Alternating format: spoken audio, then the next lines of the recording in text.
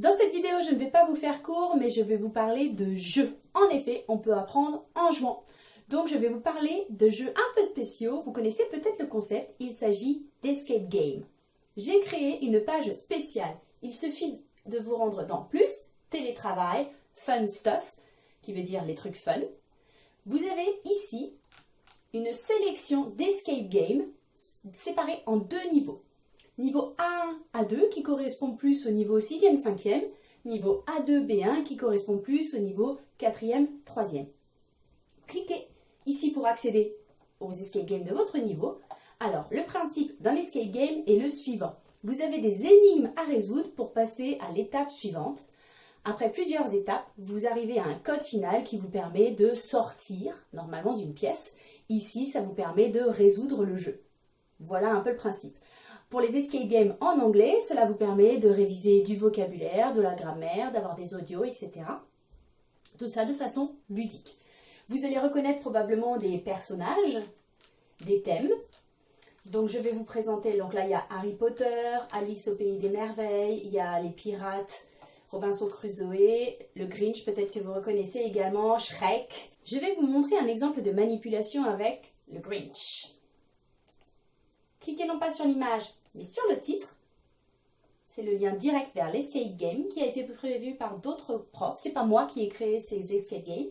Alors ici, on ne voit pas trop où cliquer et finalement, quand on regarde de près, quelque chose va attirer son attention, le nez qui bouge. Donc à chaque fois, il faut trouver la porte d'entrée. Apparemment, on va réviser du vocabulaire. Do you know your vocabulary? Je reclique sur ce qui attire mon attention. Une première activité est proposée et en faisant cette première activité, je parviendrai à l'étape suivante. Ici, par exemple, et c'est le cas dans beaucoup d'escape games, il faut associer le vocabulaire avec l'image. Hop. Vous voyez, vous avez juste à déplacer. Je vais essayer d'avoir tout bon quand même. Hop. On déplace les mots et on a passé la première épreuve. Je peux donc aller à l'étape suivante. Ici, je cherche, est-ce que quelque chose attire mon attention? Ah, il y a une bulle de parole. Je lis les instructions. Généralement, c'est un vocabulaire qui est plutôt accessible. Parfois, si vous passez la souris dessus, les instructions sont même traduites pour vous aider à comprendre. Là, il semblerait qu'il faille cliquer sur le nez de Max. Heureusement qu'il l'a dit parce qu'on ne l'aurait pas deviné. Et on enchaîne sur l'activité suivante. Faites les 4 jeux et à la fin, notez les numéros pour reconstituer le code. Pour ouvrir la boîte mail ici. Vous avez donc plutôt à avoir un papier et un crayon pour prendre des notes, sauf si vous avez une excellente mémoire. Voilà comment se passe l'escape game. Donc d'énigme en énigme, d'activité en activité pour aller jusqu'à la dernière étape.